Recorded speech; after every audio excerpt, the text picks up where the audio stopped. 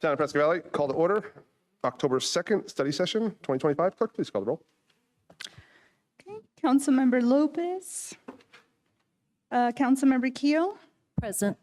Councilmember Freund. Okay. Councilmember Greer. Here. Councilmember Schumacher. Present. Vice Mayor Searcher. Here. Mayor Polguda. Here. We have a quorum. Thank you, ma'am. First up, SIMPO update. Mr. Gallego, as always, it's a pleasure to have you here in chambers, and I look forward to your lively update. The pressure is now set, Mr. Mayor. Council members, thank you so much. Glad to be here. I guess I haven't been here in a minute, but your chambers looks amazing. So congrats to the improvements. We're here to give our annual update. Typically, we do it a bit earlier in the year, but life has happened, so we're here a little bit later than usual. And do I have control over the slide? I do. So one of the big announcements is we are no longer Central Yavapai Metropolitan Planning Organization because this past year we changed our boundary. We went from a geography covering the Central Yavapai area to Greater Yavapai County, if not almost all of Yavapai County, excluding the Verde Valley. So if we were to keep Central, that's no longer accurate. So what we've done is we've come up with a new name that represents really what we do, and that's planning for Yavapai County. So our new name is Yavapai Plan, or Y-Plan for short. We really like that Y-Plan because it invokes a pretty good conversation about why do we do the things we do, but why do we plan our infrastructure? Why do we plan for roads? Why do we plan for our future? So we've had the SIMPO name for about 23 years now, so it's going to take a little bit of time to roll out the new name. So over the next couple months, you'll be seeing quite a bit more information on the new name. So stay tuned on that. We'll be using both names side by side for a while. Just a reminder as to SIMPO and Y-Plan's vision and mission.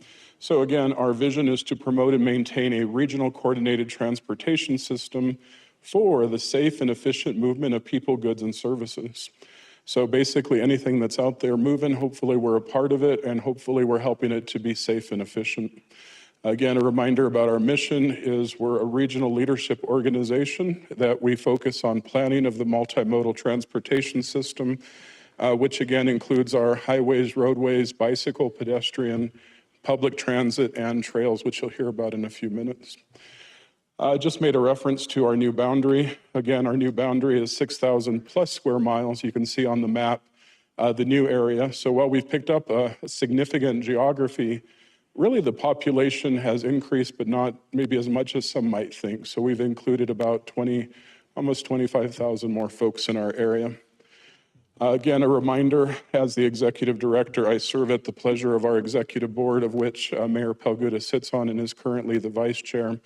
You can see that he's joined with Mayor Armstrong as the chair from the town of Chino Valley, Supervisor Chris Kuknio, who's our current secretary treasurer, Mayor Good from the city of Prescott, Mayor Finn from Dewey Humboldt, and we have a rep from ADOT.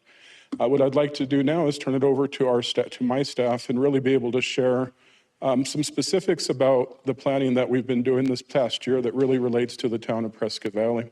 So at this time, I'd like to invite Bryn Stotler, our planning manager, up to share with you about some of our specific plans. Bryn? Sure. Welcome, ma'am. Thank you, Vinny. Good afternoon, Mayor, Vice Mayor, and Council. It's great to be here today with you. So how do we make sense of this massive regional transportation environment? It is not an easy job. We have to have a long-range transportation plan. The federal government requires that we do as a metropolitan planning organization. So every 5 years, we undertake an update to our long-range plan, which looks ahead 25 years.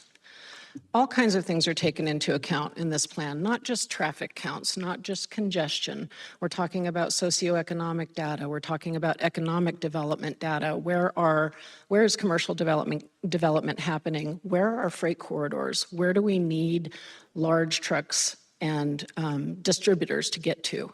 So there's a lot that goes into this modeling process. It takes over a year to finish an update to our long-range plan, and we finished that update in June, and our executive board accepted Move 2050 as our long-range plan for the next 5 years. I invite all of you to go to simpo.org. There is a tab at the top for Move 2050, And there's a really nice viewer that we've loaded the plan into, which is quite voluminous, and it's just an easy way to view it online. If you prefer a different method, please contact SIMPO and we can help with a paper copy if that's what you prefer. So Move 2050 is essentially the blueprint for the future of transportation in Yavapai County. We're looking to optimize those facilities that are already active, such as State Route 69. We're looking to innovate so that we can achieve safer roadways, so that we can protect vulnerable road users, such as bicyclists and pedestrians, and so that we can simply move traffic more freely through the region and address congestion. So again, this is our blueprint for the next 25 years with an update every 5 years. And it also contains prioritized project lists so that you can actually view those lists and see how through the traffic modeling did certain projects elevate to, let's say, the top 10 priorities. That is an exhaustive back-end data process that happens. A very technical traffic modeling process that we don't do in-house at SIMPO. We hire experts to do that. So again, you're looking at multiple lists of prioritized projects, and we will be coming to the SIMPO board and potentially by extension the town of Prescott Valley when projects involve the roadways that are found within your municipal boundary to talk about what those improvements will look like as we move forward. And probably most of us got here using State Route 69. We initiated a corridor master plan for State Route 69 almost concurrently with a corridor project that we had a couple of years ago that was pretty unpopular with the public. That was the Sundog Connector study. That was a corridor plan that had been referenced in planning documents going back 30 years, even beyond SIMPO being involved in transportation in the region. So one of the things that we picked up through the Sundog Connector process was a lot of people saying, please fix State Route 69. 69 is where the pain points are. 69 tends to be the roadway that is most often used to get to the region and out of the region. So we initiated a corridor master plan, again, using our experts, very esteemed traffic engineers that reside in the valley, but that have done a lot of work in the central Yavapai region. They did an 18-mile study area, divided into 9 segments. We presented about this a few different times, and I wonder if at one point we were here with the town of Prescott Valley and talking about Section 7, which is, I like to affectionately call it the second hour on the way home from Phoenix. But at any rate, as all of us know, we have a congestion situation that goes through the heart of Prescott Valley that we'd really like to mitigate. And this corridor master plan really took a lot of time and energy focused on that particular stretch. We have some very innovative improvements that are proposed to come out of the plan. And at a future date, we'll be back in front of the town of Prescott Valley Council to talk about those in more detail. ACT UP. So bicycle and pedestrian travel is very popular. People, and in particular, younger people, are looking for transportation choices. They want safe ways to get around in their communities without having to always use a personal owned vehicle. So ACT UP is the first plan of its kind in the region that addresses bicycle and pedestrian facilities. How do we do this? Because we have member agencies, Prescott, Prescott Valley, Chino, Dewey, Humboldt, and the unincorporated county. Well, you don't see a lot of bike facilities in the unincorporated county, but in our more developed areas like Prescott Valley and Prescott, there are certainly folks who want to utilize those types of facilities. You all are very lucky to have a multi-use path that runs the length of 69 that gives people the opportunity to travel the same course as the roadway without experiencing the danger of being on that roadway. And I don't think ADOT ever encourages anyone to be on a state route on a bicycle, but I know I see them pretty routinely, especially going up the hill by the Gateway Mall, or the Pine Ridge Marketplace, rather. So ACT UP took an inventory of everything in the region that has to do with bicycle and pedestrian. The town of Prescott Valley was focal in this because you guys have been looking at your intersections and realizing that a lot of them need intersection improvements, such as sidewalks, such as protected crosswalks, and other safety mitigations. So part of this plan focuses on those very things. Again, this one generates also a prioritized project list that was also integrated into Move 2050. So we have some duplication, but it's only because those projects score so highly and they really are mitigations that need to happen. So ACT UP is being considered by our board, our TAC and our board in October, and should be accepted by our board in late October. And it is also posted on the SIMPO website in a viewable format. So I invite you to go to simpo.org and check it out. Regional conservation. How did we get involved in this? Well, I'm going to look at Gilbert Davidson.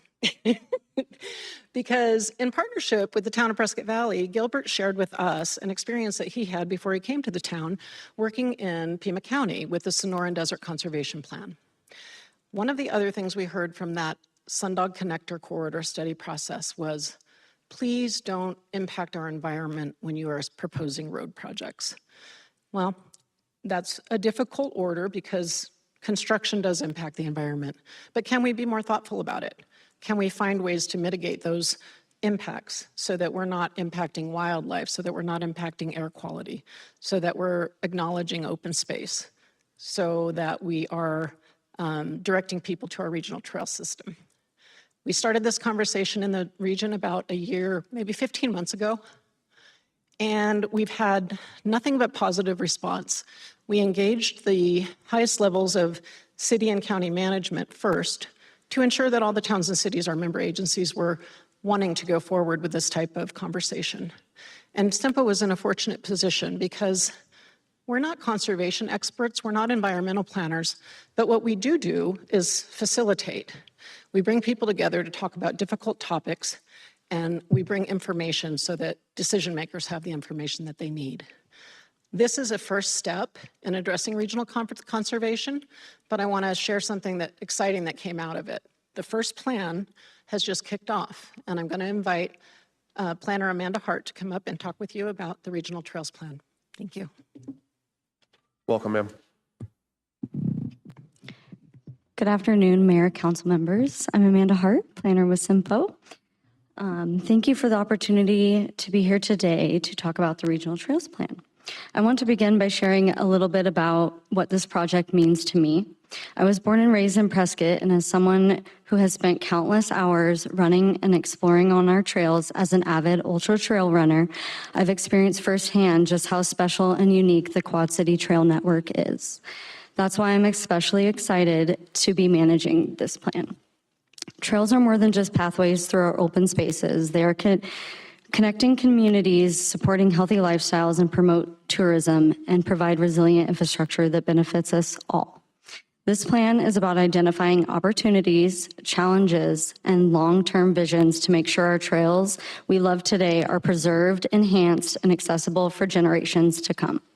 What makes this effort truly unique and important is that it's the first regional trails plan identified through the regional conservation planning process.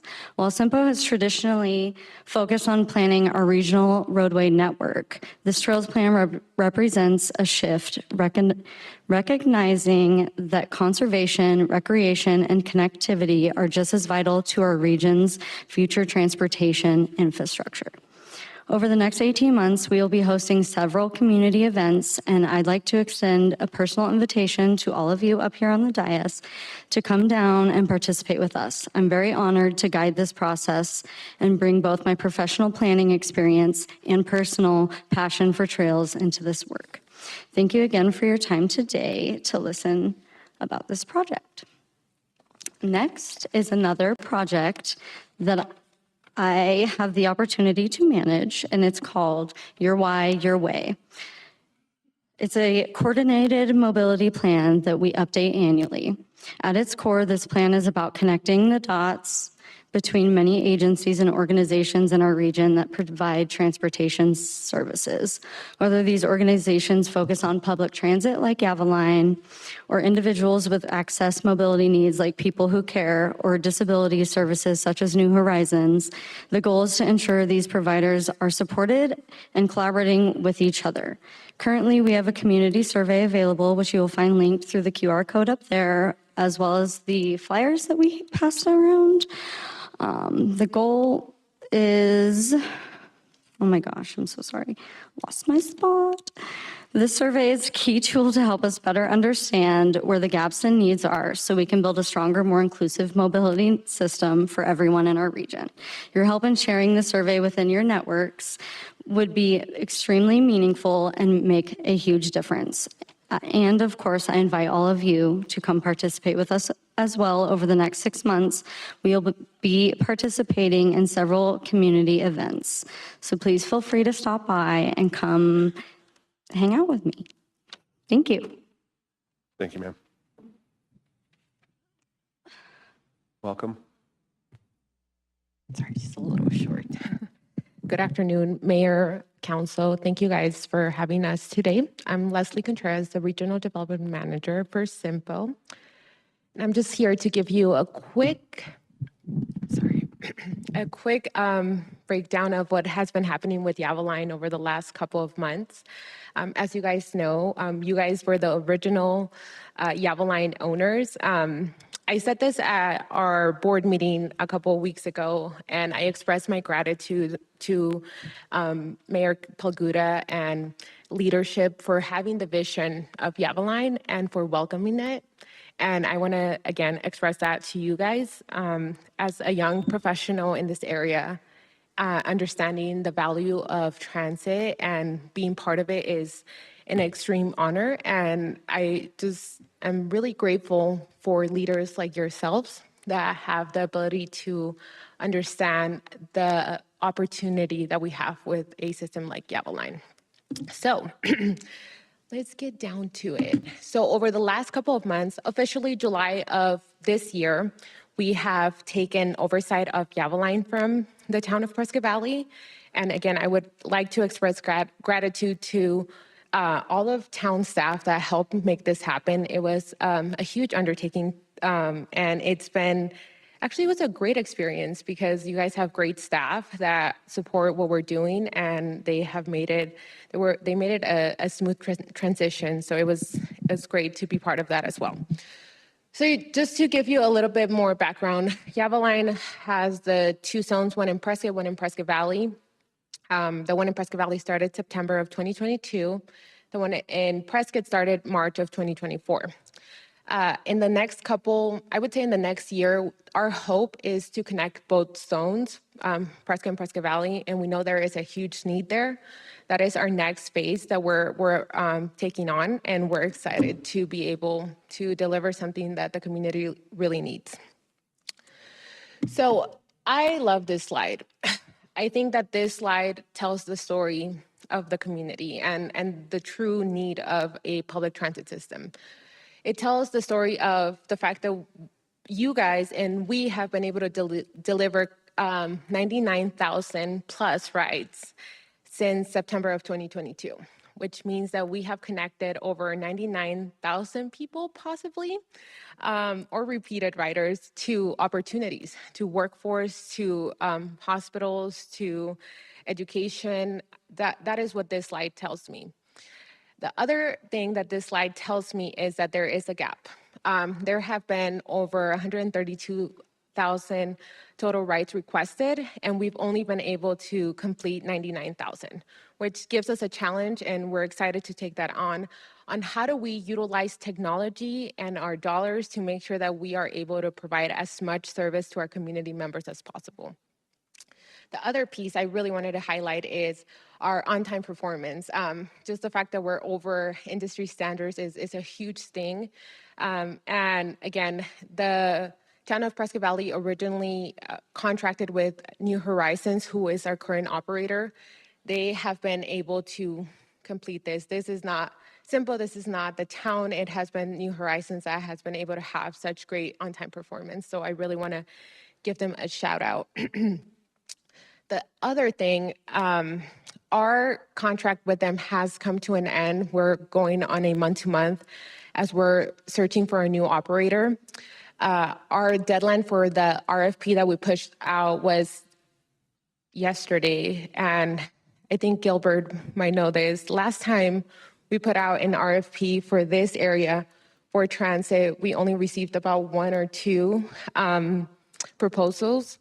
As of yesterday, we've received 5 proposals from 5 companies that are major in the transit world that are interested in coming into our area to be the new operator, which is great. That is what we want. We have the numbers to prove that we're a serious service, and it's reflected in the proposals that we've received. And then lastly, last year, I believe I was here and we were updating you guys on our initiatives of partnership. And I love this slide as well because it tells the story of a community that is really coming together to tailor transit to the needs of the people here. Especially US Vets, we have a great partnership with them to provide service, daily service from their housing headquarters to the VA to give our vets the ability to get to their doctor's appointments. Polera Health, another great partner. We just started a partnership with Yavapai County Health Service, specifically the location here in Prescott Valley.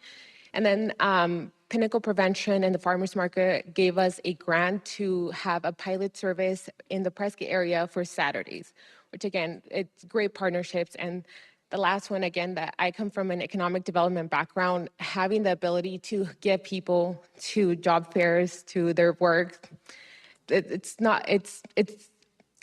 something that we don't think about it because we probably all have cars, but there's limitations there. And sometimes the only thing standing between a great employee getting to that employer is transportation, and we're hoping to help solve that. And I think that is it for me. I'll give it back to Vinny. Thank you, guys. So in closing, just want to recap this past year at our annual strategic retreat with our executive board, the town managers, city, county managers, our technical committee and staff. We looked at SIMPO/Y-Plan's impact over the last 10 years, and we were able to achieve about $77 million worth of regionally significant projects. As we move forward, though, we want to set a goal and agenda. So at that retreat, it was pretty easy to say, let's double that. And that's a little bit of what we're working on at this time is over the next 10 years, we want to be working with regionally significant projects. Something that was discussed, though, as we set that goal to double it, the cost of doing business is pretty dramatic that you all have experienced, that we all have experienced. So as we double it, we need to think of what's happened with inflation. And if we wanted to double it, it looks more like about $250 million. So we'll be talking as we move forward with you more, with staff more, with our executive board more.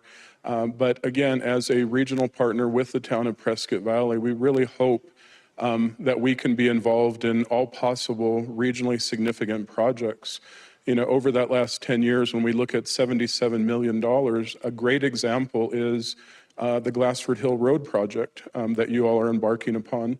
SIMPO was successful in working with the state legislature to get about $10 million of what I believe is about a $15 million project.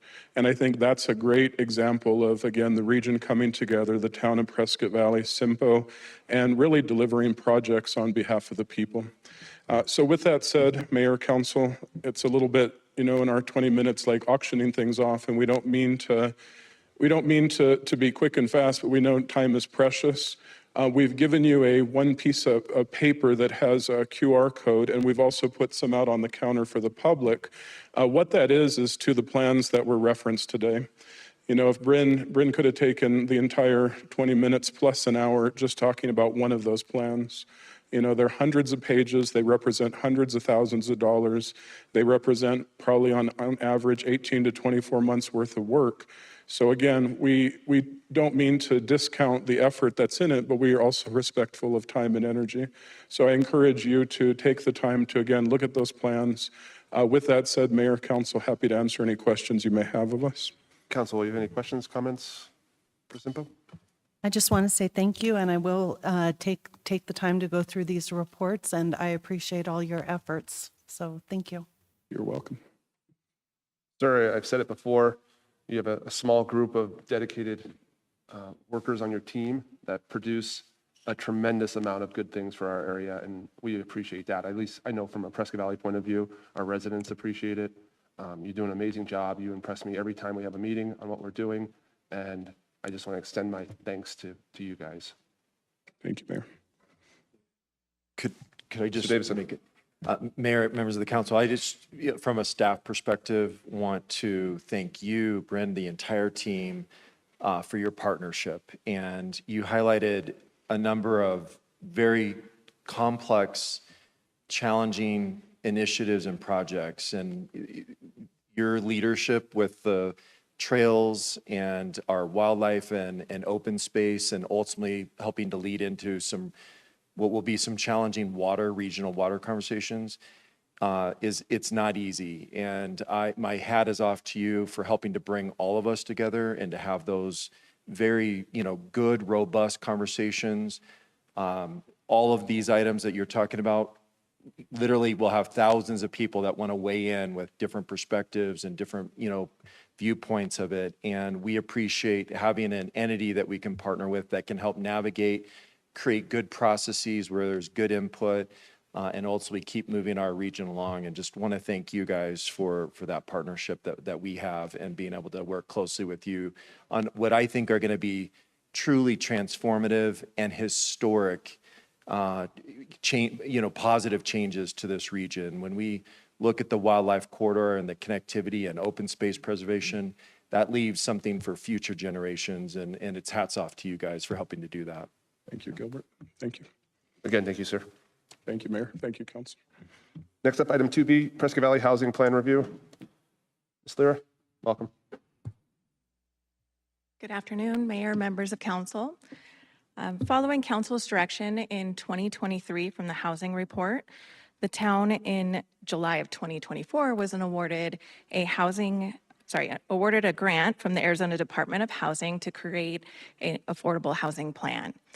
That plan requires a few items. One, a comprehensive housing needs assessment, which you guys heard earlier this year from Elliott D. Pollock. It also requires initiatives to reduce barriers and increase housing production, an implementation action plan, and an education and engagement strategy. So here today, I have our consultant that we hired to help us with this housing plan to present our draft. So I'm going to introduce our consultant, T. Van Hook, very experienced in housing. Welcome, ma'am. Good afternoon, Mr. Mayor, members of council. I'm T. Van Hook. It's been a pleasure since 2023 to be working on housing initiatives in Prescott Valley. You have the housing plan in front of you, so I'll be brief in my comments and then take any questions when we're there. Over the last several months, we've been looking at the contributors to the affordable housing issue, and you've seen the reports from Pollock and others on all of the factors that have led to that. Certainly, there are some things that, as a municipality, you can have some influence on, but certainly cannot control every aspect of the housing market, cost of land, availability of materials, cost of labor, cost of money, all of those things. But there are some strategies that we can deploy to help alleviate some of those. We've looked at regional efforts. We thought it was important to look across the country at initiatives that are making change and to compare the items in this plan to other things that are happening in the region and the state to make sure that Prescott Valley has the latest technologies in place, has some initiatives so that you are competitive in the market. We came up with 4 major focus areas: neighborhood and housing preservation, employer-supported workforce housing, new owner-occupied units, and increased affordable rental units. Each of these areas has a series of objectives. I won't read them all to you. They're in the plan. And under those are specific tactics or ideas for implementing the plan throughout the community. So we have a neighborhood preservation. This is really the first element because it takes what you have and really talks about how you preserve what you have and seeing existing neighborhoods as infrastructure and giving you the ability to find places to do infill. employer-supported workforce housing. This is a great initiative that's being deployed across the state and across the country. I know you're having conversations with the hospital and with other healthcare providers to come into the community. This is a very popular initiative with schools, hospitals, first responders, and the details and some of the ideas are in the report that you have. Thirdly, we have really the development of new owner-occupied units. This gets a little tricky. It involves major partnerships, layers of initiatives, incentives, and other things. We've laid out a series of strategies within the plan. No one thing is going to solve this, but there are a number of initiatives within that plan. Since 2023, when the original housing report came, you've already taken a lot of the steps that were in that report with reviewing your codes and policies. And so you're well on your way as far as moving these affordable initiatives forward. And finally, we have really the preservation of affordable rental units. Currently in the town of Prescott Valley, there are a number of projects that were funded under low-income housing tax credits and other mechanisms that allow for housing for low-income individuals.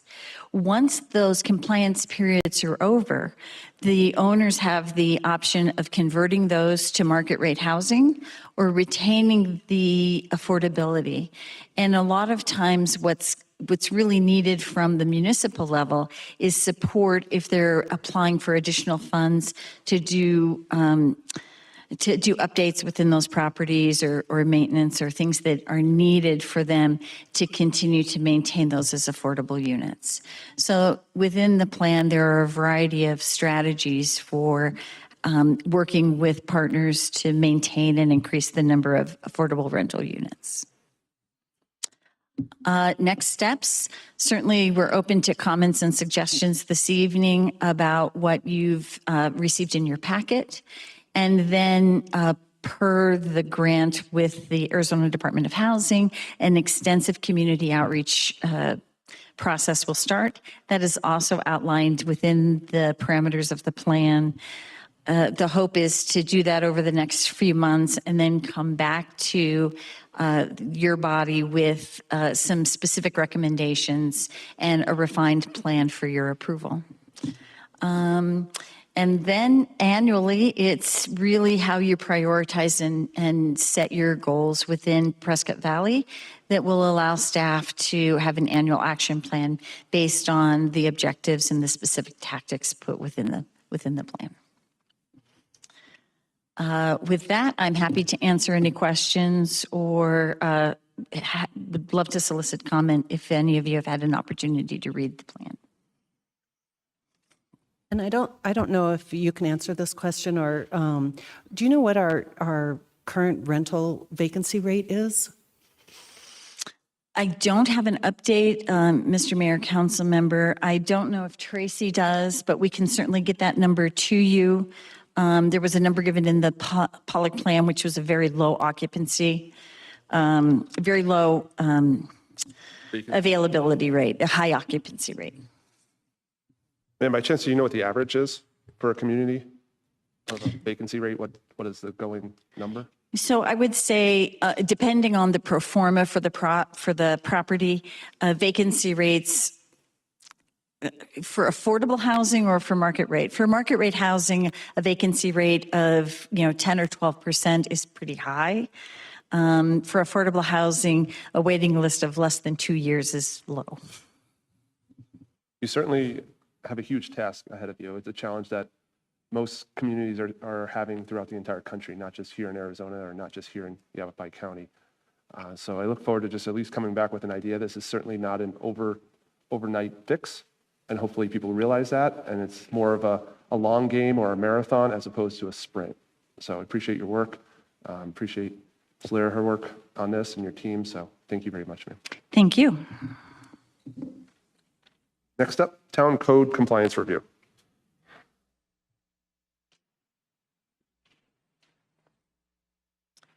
Hello again, Mayor, members of council. October is Code Compliance Appreciation Month. So with that, we wanted to bring code team to council to highlight their work and really just remind the town what they're here for.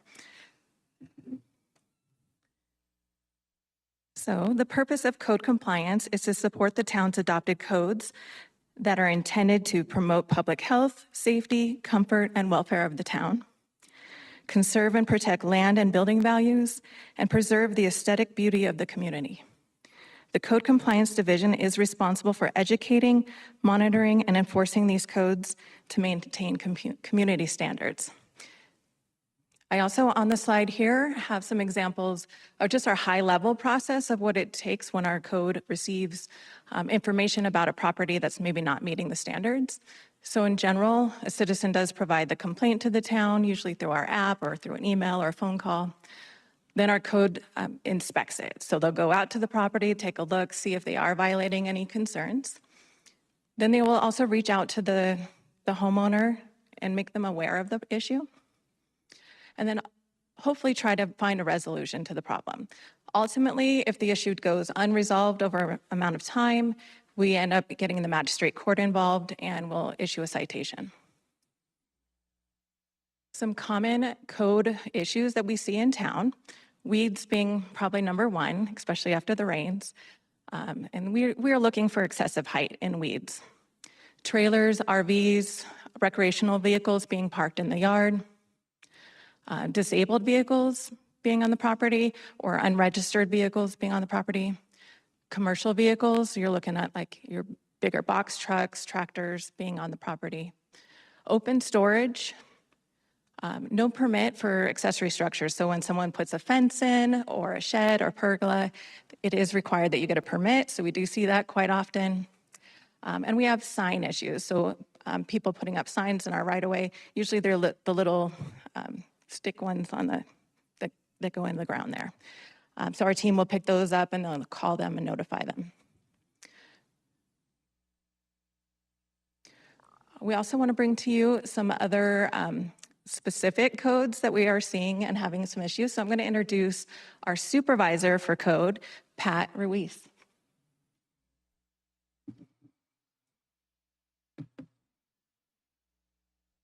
Welcome, sir. Thank you, sir. Mayor, Vice Mayor, and Council. Just going to give a couple of examples of some of the code violations that we have are seeing. And some of them can be, we've recently changed policy not policy, but ordinances, and which was adopted by the council in December of 24. And so along with any new ordinance changes, there's going to be some concerns. And so hopefully I can shed some light on a couple of the ordinances in here that can affect some of the residents here in town. One of them being commercial vehicles. The ordinance says that other than for loading and unloading, commercial vehicles are not allowed to be on a residential property that are over a ton or more. People ask us, so what's the difference between a commercial and a work truck? Anything like a resident, like a F-150 or a Chevy truck, that's not a ton or over, they can have them on their property because people drive them to and from work all the time. So that's their major mode of transportation. So we will allow that if it's one vehicle. Anything more would be not allowed because that can be where it might be they're running a business out of the house or there's more vehicles there. So some of the examples of commercial vehicles that we typically deal with are mobile food trucks, tow trucks, box trucks, tractors, and service vehicles. And actually, we've had a couple of cases where we've had a garbage truck, a semi truck, and a dump truck at the residential areas of town. So with the commercial vehicles, hopefully you guys can see that the importance of this ordinance is managing our residents from taking home some of these large commercial vehicles. Up there is tractors. Yes, we've had tractors at residences to include backhoes and all kinds of different ones. So we deal with a little bit of a variety of everything for commercial vehicles. Well, doing some of this research, we researched a few municipalities around us. Prescott, Sedona, Flagstaff, Tempe, Avondale, Marana, and Mesa. I also reached out to Avondale and Queen Creek. Some of the other municipalities were all about the same size as what we're doing. Now, with the exception of Prescott, each one has required limits, just as we do with a ton or more for a commercial vehicle. So it's not just us that is an exception. We're in line with what other municipalities are doing around us. Now we're asked, what about Prescott? Prescott allows stuff like this. So I contacted Prescott and I spoke to one of the staff members. They said that their current ordinance is, they kind of base it off of RV and storage of larger vehicles on the property. They're saying that as of now, it hasn't been updated in quite some time, but in January, they're going to go through an update. And so they asked if I could send them what our current ordinances are, so possibly in January, they can be on the same page as we are and use our same kind of guidelines that we use also. Let's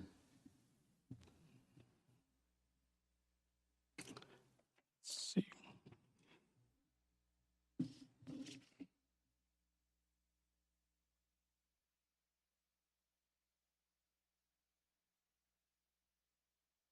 Our second one is going to be with, and just a note, for commercial vehicles, the ordinance was kept the same.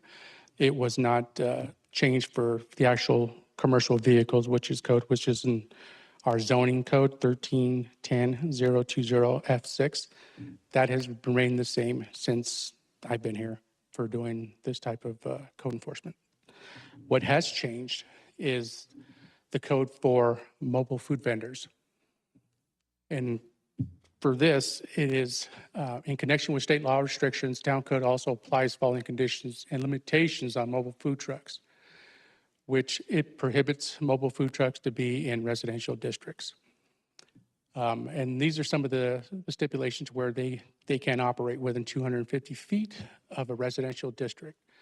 Ice cream truck can go out and be in the neighborhoods, but they could be in the right-of-way, town right-of-ways, but a mobile food truck can't. And there's one exception to say if somebody hires them specifically for, say, a party at their house, they could be there for a 6-hour time limit within the 24-hour period. But that would be the only time that they could be in a residential district. And so on there it says food trucks cannot be on the property for not more than 4 hours in any day while food is being loaded or prepared. One mobile food unit may be parked on a single-family residential lot where the mobile food vendor resides. Now with that, it says that this includes all facilities required to meet definitions of commissary in Arizona Administrative Code R98110. So as long as the manner and the scale of loading and preparation of food and the disposal of refuse and wastewater are consistent with the residential character of the area. Upon issuance of conditional use permit with commercial food preparation. So that means that technically when they cook food, it's supposed to be through a commissary and not from their residential. So that does not give them permission to park out on the residence for more than 4 hours at a time.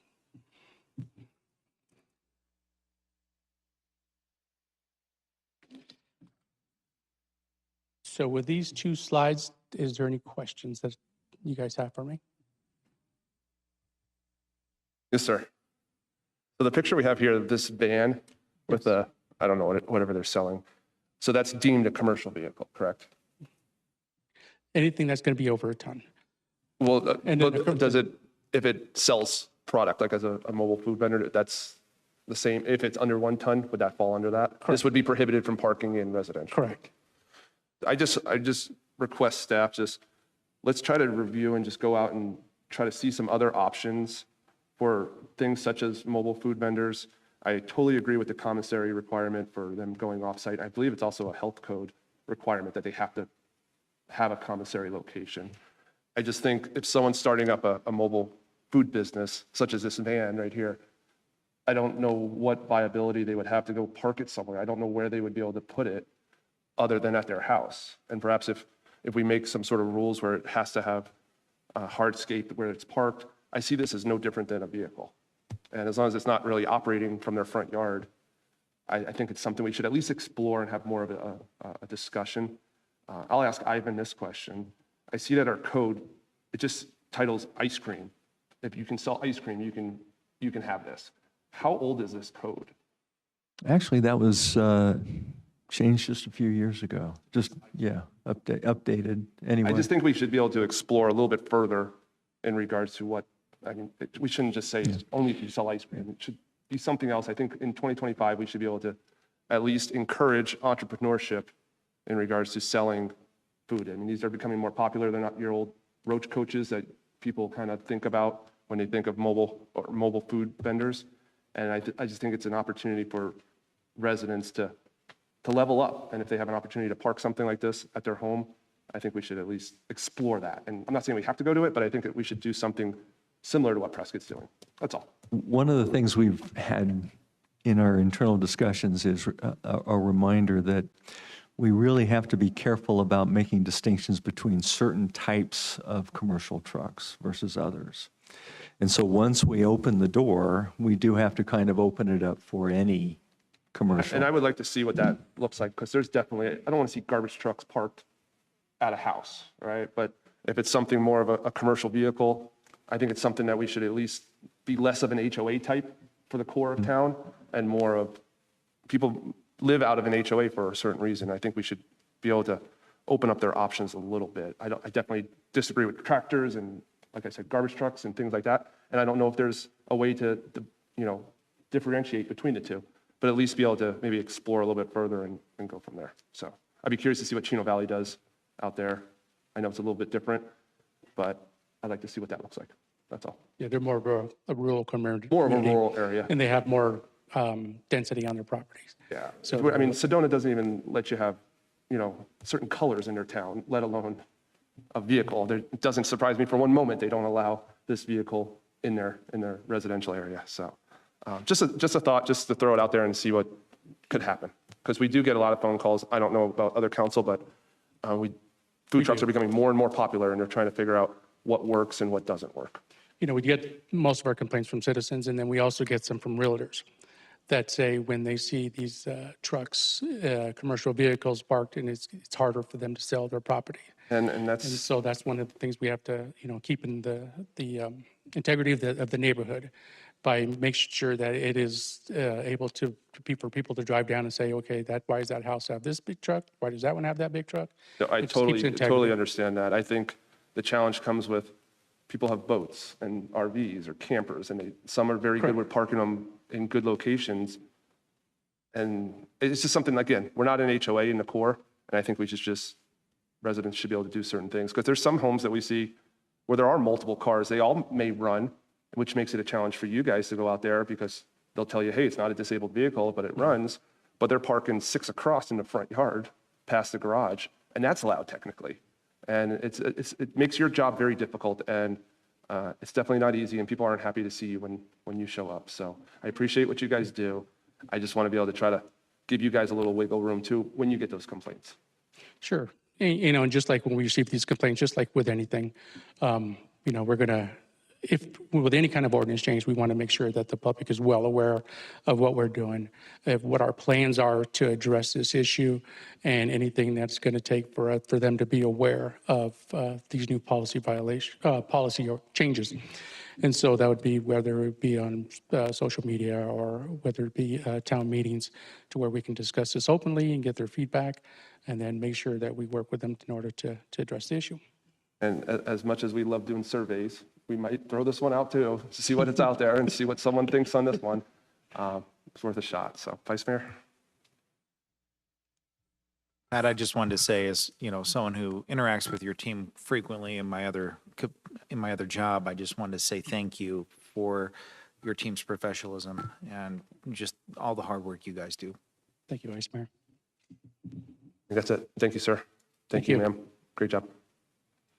Next up, Prescott Valley Shared Use Path Network Study, otherwise known as Lasso Loop.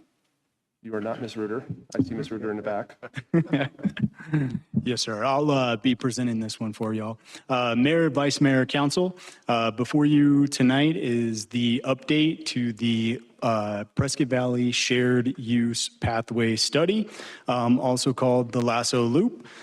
This came around as of 2023 when we applied for a grant through the Arizona Department of Transportation through the Transportation Alternatives Funding Source. We were successful, and around a year ago, we started this planning session with Kimley Horn, our consultant. Lasso Loop is a 24 to 26 mile multimodal connected pathway around Prescott Valley's limits. And with that, I'm going to call up Ryan with Kimley Horn, and they'll run you through the final document and the study, or I'm sorry, the final draft document. Thank you, sir. Welcome. Great. Thanks, Bobby. Mr. Mayor, Vice Mayor, members of the council, I'm excited to be here and talk about the Lasso Loop study we've been working on for the past year. A quick overview on what we'll talk about. The project overview, we went over some current conditions and a future conditions analysis as well. And then we dove into some alternative prioritization to find out where the best alignment would be for this shared use path. And then we created a plan for improvement, a plan for implementation, and pedestrian design guidelines for how this trail will look once built. So a quick overview on what is the Lasso Loop. Like Bobby mentioned, it's a shared use path network around the central part of Prescott Valley. A few years ago, the town of Prescott Valley did an initial study to come up with a preliminary alignment on where the Lasso Loop would be, which you can see in that map on the right with that dashed line. And so we took it from there and dove deeper into where exactly this pathway would be. So throughout the process, we again did that inventory of existing conditions, looked at future conditions, and then really got the public involved to see what their concerns were with the shared use path, with biking, with walking in Prescott Valley. We attended the spring fair to get a lot of input there. And then we went into some evaluation criteria and planned for improvements on where the path would be. Next, we designed some pedestrian design guidelines to get some real clear guidelines on when it is built, what should this path look like, and then went out to the public again. We attended Red, White, and Boom. We also had some virtual engagement as well to get more input.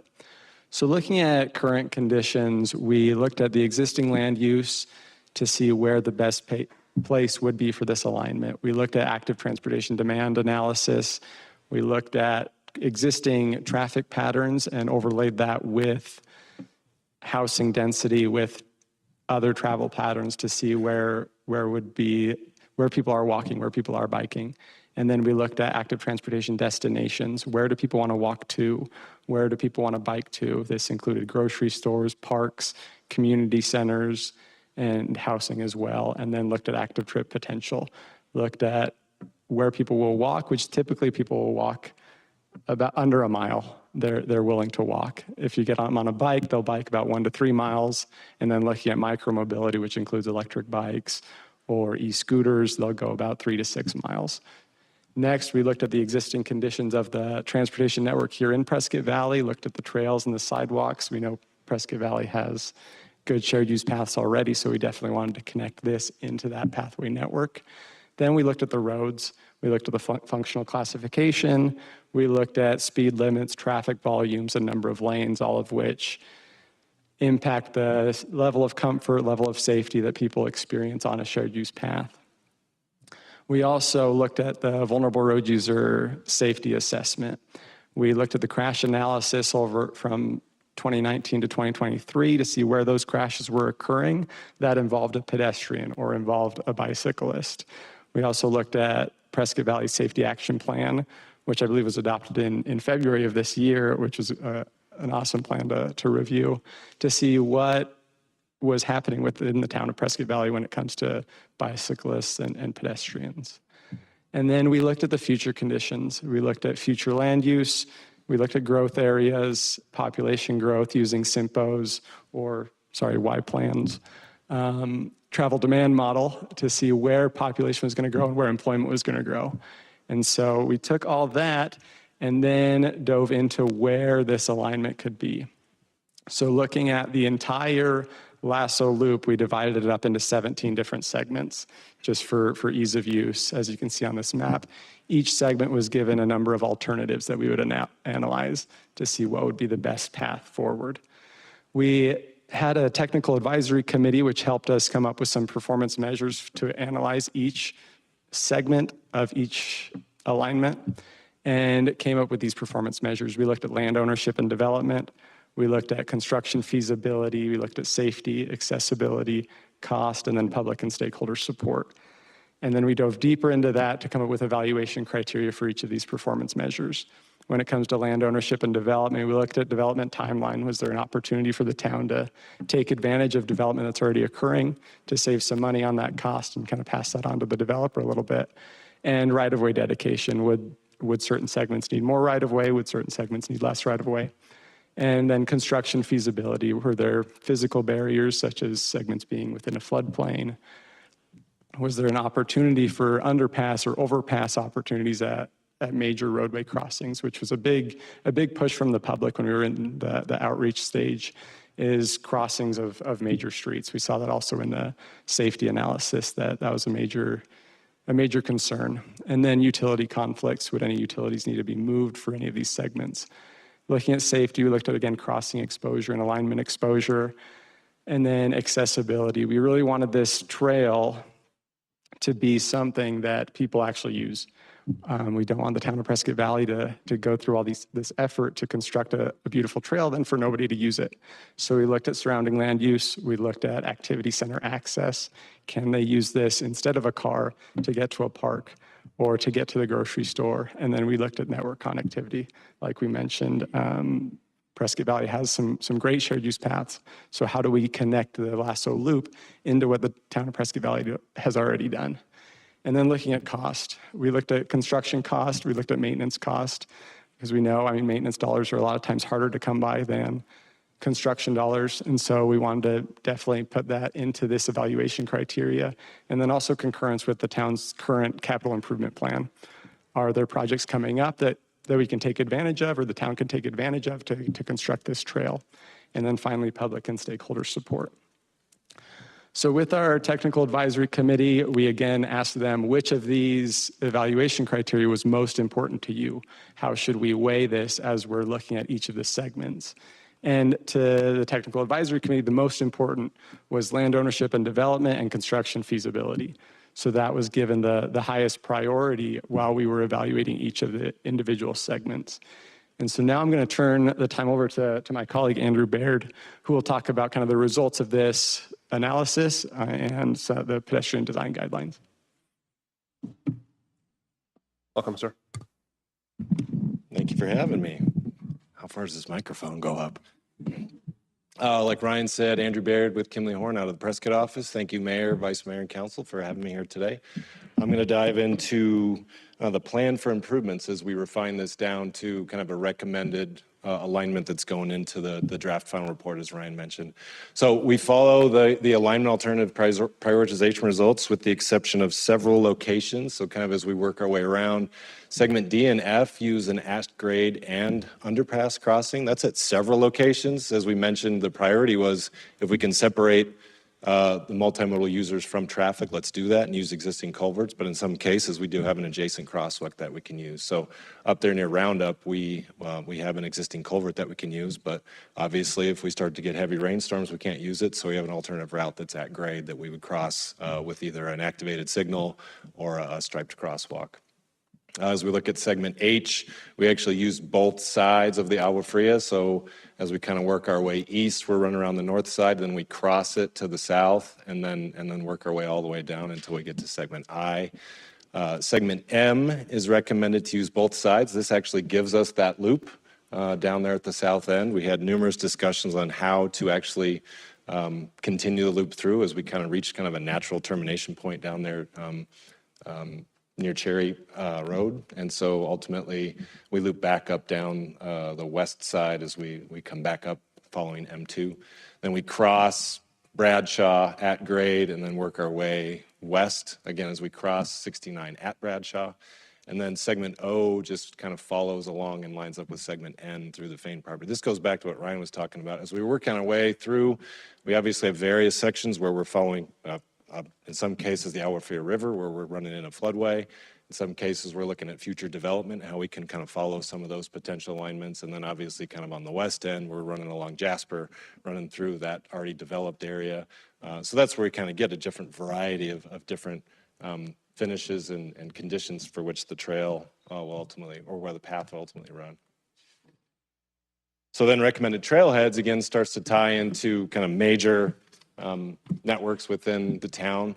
Glassford Hill Regional Park, obviously a major connection that we wanted to prioritize.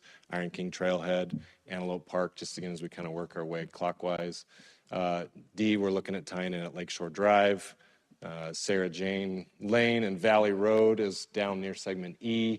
And then F, G, and H on the southern end tie in at different trails. And then H ties in at the Stone Ridge Drive, kind of near that community center right through there. So again, kind of equidistant spacing between recommended trailheads. It's not set in stone, but as we carved through this, we said these are kind of the major nodes where we can connect into different facilities within the town at pretty consistent spacing throughout that approximately 25-mile loop. And then as Ryan mentioned, recommended spurs that would take off from some of these trailheads and connect into some of your existing pathway network. Some would carry you again to different parks throughout the area, and others would tie into existing pathway systems like Viewpoint Drive and Lakeshore. So really, as we've set this, we have this loop obviously around the town that connects into some major parks and community centers, but then does connect you into different pathways that exist. So you will ultimately have a very well-connected multimodal network throughout the town, obviously, once this entire loop is complete. Any questions on kind of the draft final plan of this alignment and some of the different connection points that we're looking at before I dive into Councilwoman? I saw for the Old Black Canyon, there was like this, the blue is the preferred, but then the previous slide had maybe yellow that was showing an alternate that runs like on Old Black Canyon. Are we putting a pathway on Old Black Canyon as part of the pipeline? With Neil, when we're upgrading the pipe from Stone Ridge to Quailwood? Yeah, I believe there's going to be a sidewalk that goes in with that. The preferred alignment still follows the more, part of it was we were looking at, let's run through, that's a really nice area down there. I believe Mr. Reuter is going to be able to add to this, because I believe this came in front of council already in reference to that. Sorry, I need to pull it down. I'm a little shorter than Andrew. So to your question, Mayor, Vice Mayor, and council members, we are looking at putting a multi-use path on top of the waterline connection along Old Black Canyon. We're running into a few snags where the county section, they actually don't own the right-of-way yet. It's state land. And so as not to hold up the water line, we're going to allow, with state land, they will put the water line in.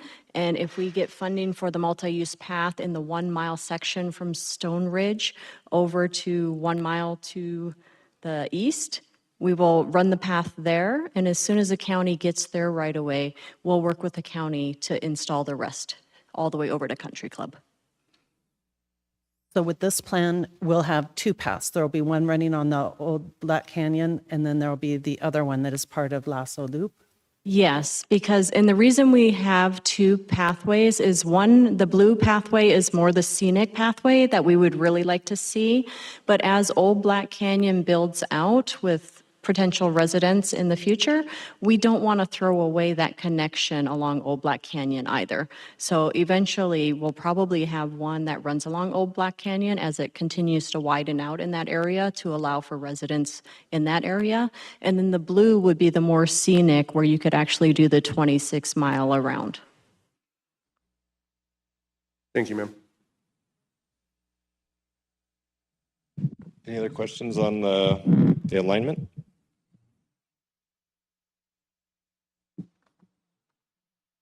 Okay, so pedestrian design guidelines. So one thing we want to consider is just the user hierarchy. and as we start to look at design speed and speed of travel, we look at these similar as you would for a roadway and level of service and ultimately who's using these pathways. This can vary all the way from equestrian users that their speed of travel is 2 to 4 miles per hour. Walkers, rollers, pet walkers, and runners, they range from 1 to 9 miles per hour. I'm typically more in the 2 to 3. I don't know who's actually running 9 miles per hour along this, but good for them. Rollerblading and roller skiing, that's 3 to 15 miles per hour. Pedal bikes can get up to 25 miles per hour. E-bikes could be an allowed usage along this pathway. It depends on context sensitive to where it is, but they would be a max speed of 20 miles per hour. And then other mobility devices such as hoverboards, electric skateboards, again, a max of 20 miles per hour. But as we look at these, we have to provide the space for pedestrians, being that they're our most vulnerable user on here, and we want to be sensitive to the fact that pedestrians ultimately need to yield to equestrians, but bikes need to yield to the pedestrians as well. So we have a certain hierarchy that we start to develop when we look at the permitted uses and the various multimodal usages along these pathways. And then we start to look at different cross sections with 12 feet being ideal for a pathway, 10 feet minimum. That again can range dependent on where you are. If you are in a high density suburban type area, you may not have space for 12 feet. You may need 10 feet exactly. And in that case, we'd have to look at exceptions to that, specifically with the other recommendation where we would ultimately want a 2 to 3 foot graded shoulder on each side. So you don't just want the pathway itself, but you want a space, a clear zone space. You want a space should someone actually fall off their bike, they have a space where they can actually fall off and not down an extremely steep slope. So these are the design criteria that we'd establish in terms of specific cross sections. But again, these are recommendations, these are recommended minimums, but as you ultimately move forward into design, that will vary depending where you are within the given segments, as we noted earlier, if you're in a rural, suburban, or a different type of setting. And then additional guidelines we look at is surface treatments. As we generated just the draft plans, we have a concrete finish where we're in the neighborhood like the Jasper subdivision. As we get into the more rural segments or along the Agua Fria, we're looking at paved segments and potentially decomposed granite segments. You're ultimately looking at sight distance because similar to a roadway, if you're coming along a bike at 20 miles per hour, you need to be able to see around certain things. So you want to make sure you're maintaining your view shed through all of these corridors. And then I already mentioned surface materials, and then end treatments and screenings. If you're in neighborhoods, you may need to screen this pathway from people's backyards. And then edge treatments, specifically if we're running along the wash, you will need to be cognizant of the fact that it will see drainage through there, and you need to make sure it's anchored down and your pathway won't wash away. So that's certain considerations need to be made as you look at specific alignments and the location within the loop. And then while we strive to separate the multimodal pathway from vehicular traffic, that in some cases is not viable because we don't have existing culverts or it's just not cost prohibitive. So we look at different types of crossings. Where we have major roadway crossings, we ultimately want that to be signalized so you can safely get across at grade. In some cases through the neighborhoods, you're at a four-way stop or at different side streets. In some cases, you'll need a mid-block crossing. And in that case, we may be looking at an activated signal so the pedestrians can cross, not necessarily an existing signalized intersection, but a specific signal so that the multimodal users can cross safely. And then again, where we can, striving to separate it with bridges or undercrossings or using existing culverts. And this diagram to the right is showing those kind of different types of crossings depending on where you are. And then going back to just kind of the end treatment, where you are crossing driveways in neighborhoods, you would look at different colorations or patterns to designate that a shared use path is crossing this location so you can, again, protect them from people coming out of their driveways. And then importantly, so we can make sure we can actually find this, is opportunities for different wayfinding signs, whether these are directing you to certain locations to get access to the loop section, or different kiosks or interpretive signage that would be along the path itself. Going back to different trailheads, this is where we'd likely have kiosks and gateway access, but as you're along the pathway, there's opportunities for interpretive signs, and then confirmation and turn signs just to direct you from the street level in terms of this way to the path, going back to different distance recommendations. We're looking at 1, 3, 6 miles. These should be placed strategically so we know that end user will ultimately see that sign and get access to the loop system. And then if you have a 25-mile loop, you want to look at other amenities through there, benches, different environmental considerations, and then artwork. There's just a significant amount of opportunity through here, obviously, as we look at, it's not only just a way to move people through, but we want it to be a great end user experience. And we've started to look at potentially different amenities and opportunity through there. All cognizant of the fact that we want things to be easily maintained. We don't want to put something in there that ultimately is a pain for you, the town, to maintain. But these are just some images and potential options as we look at other elements through the corridor. That, open it up to questions for myself, Ryan. Council, or Bobby. questions for any of the presenters? I just want to say thanks for coming out. I know there are some people out there that think Gilbert and staff just one day looked at a map and with a Sharpie just drew a loop and said, hey, we're going to put a trail here. And this is clearly not the case. And you guys have put a lot of time and effort and thought, and it really shows. And it will be amazing. It won't be overnight, but eventually it will come to fruition someday. And it's because of you guys and your hard work. So I appreciate that. Thank you for the opportunity.